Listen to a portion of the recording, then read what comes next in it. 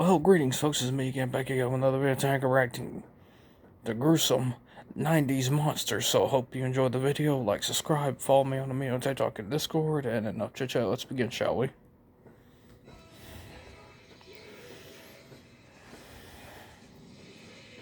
12 forgotten gruesome 90s monsters explained. They deserve rediscovery. Everyone remembers the 1990s as a golden age for fashion and sitcoms. What most of them forget is what a great time it was for the horror genre as well. While shows like Sex and the City were dominating the small screen, fans of horror were busy renting films like Scream, The Sixth Sense, and The Blair Witch Project.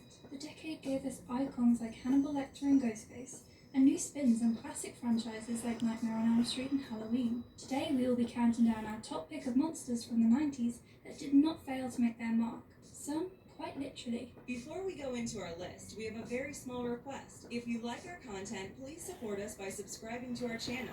This is a small click from you, but it means a lot to us. Thank you. Let's begin.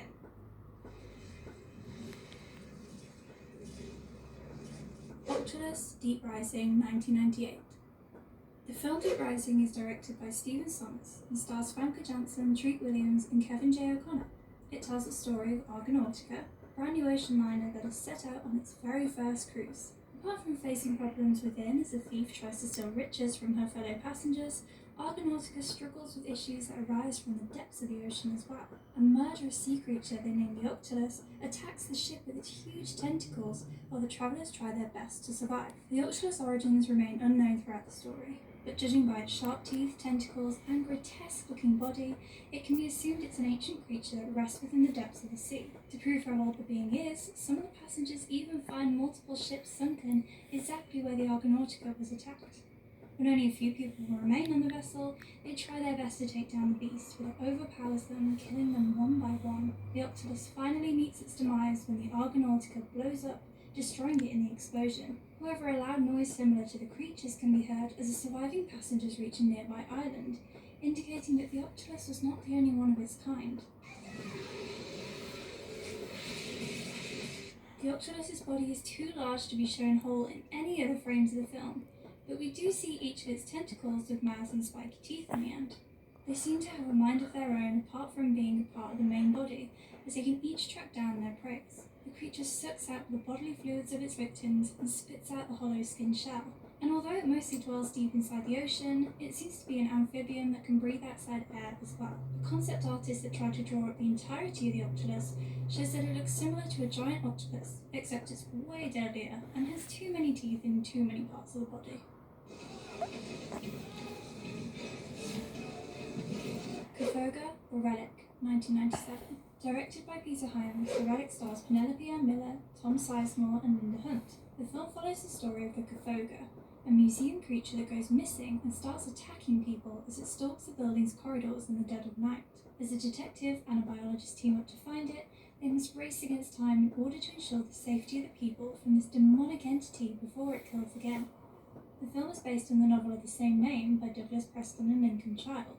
The Kopoga has the ability to change its form to a hybrid of reptiles, fish, mammals, and insects, and even walks among people as a human named John Whitney, who happened to be an anthropologist working at the museum. He turned into the Kopoga by drinking an ancient soup created by South American tribesmen that was also preserved at the institution. The tribesmen created that stew by using a fungus with mutagenic hormones in order to transform against enemies that may attack their land. The Kopoga is able to survive only if it feeds on the hypothalamus of humans and animals alike, or if it continues to consume the fungus that created it. In the ancient days, it served as the tribesmen's guardian angel, but once its purpose was fulfilled, they left it out to starve and die, to prevent it from harming anybody else.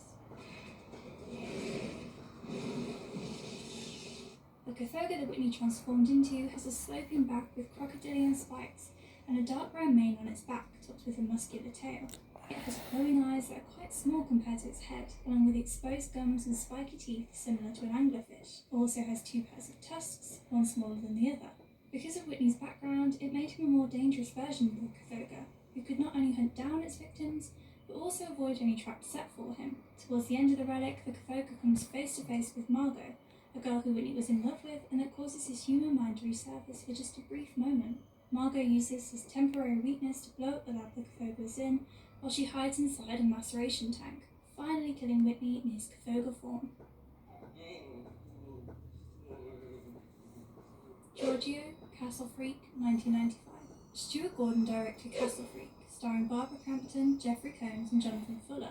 The film tells the story of a couple who arrive at a 12th century castle while visiting Italy with their blind daughter. As most haunted mansion stories go, they soon start to experience unexplained noises and occurrences around the castle, while their daughter complains of someone visiting her room every night while they sleep.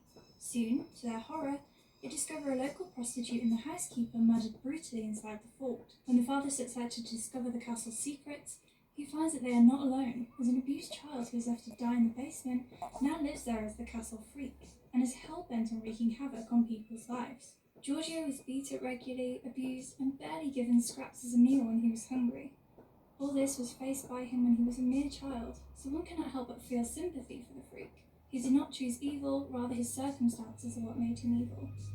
When Giorgio is not acting out of anger and resentment for the treatment he was given since childhood, he is acting based on the only things he has learnt in life: violence, neglect, and abuse. For many, the castle setting and Giorgio's grotesque appearance reminds them of the most famous creature that was victim to his circumstances and hence became a monster, Frankenstein's monster. Throughout the film, we see Giorgio and Rebecca forming a potential bond, as she does not respond with fear or horror on meeting him. But things do not go that way, as Rebecca's mother Susan is overprotective of her due to her disability. On discovering the truth about Giorgio, she responds exactly how he would hate, by being scared. This disfigured man, left alone for years, and known only to be negative and aggressive, ties up Rebecca. It is finally Rebecca's father John who comes in to do the job. As Giorgio and John fight on the roof of the castle, the father sacrifices himself to kill Giorgio in the process. The film ends with Susan crying and expressing her love for her husband, with John's family attending his funeral. Just an ad, people, just an ad. Ooh, I'll try this on. Perfect. Fags. With AR and search.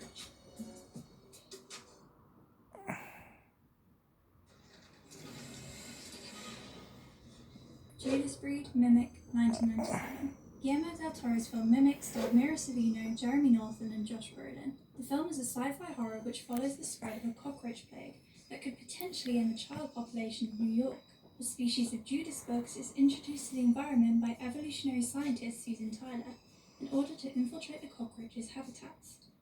Her plan seems to work very well until she realizes that Judas bugs are continuing to evolve and are now starting to mimic and hunt down their next prey, which is the human species. The Judas breed was initially programmed to seek out the disease-spreading cockroaches and release an enzyme that would kill them. The scientists even made sure to program the species to die out once their work was done.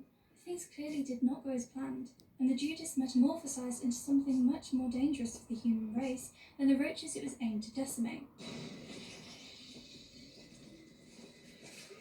This man-made insect breed was conceived in a way that could mimic the appearance of its prey, so that it may be able to blend in with them and find their hideouts. The same characteristic was retained by them when they began to view humans as their main source of sustenance, giving meaning to the film's title. The Judas appeared like a crossbreed between a praying mantis, a murder hornet, and a mosquito with large wings and 4 feet that could stab anyone in its way. They were humongous in stature, and although they tried their best to blend in with humans during the day by mimicking their appearance, they were not evolved enough to carry that out seamlessly. If one saw their faces closely, it was easy to tell that it was no normal person. And so to make up for the abilities that they had not yet achieved, they began to use the skin of their victims to create human face masks, much like the infamous serial killer Ed Gein. Mimic ends with Susan and her friends setting fire to a loose gas pipe, creating an explosion and killing all the Judas breed. And although one male Judas manages to escape, Susan is able to create a diversion enough for it to get crushed by an oncoming train. The audience is relieved the species is eradicated, but given how the film spawned 2 sequels, we know that they found a way to survive.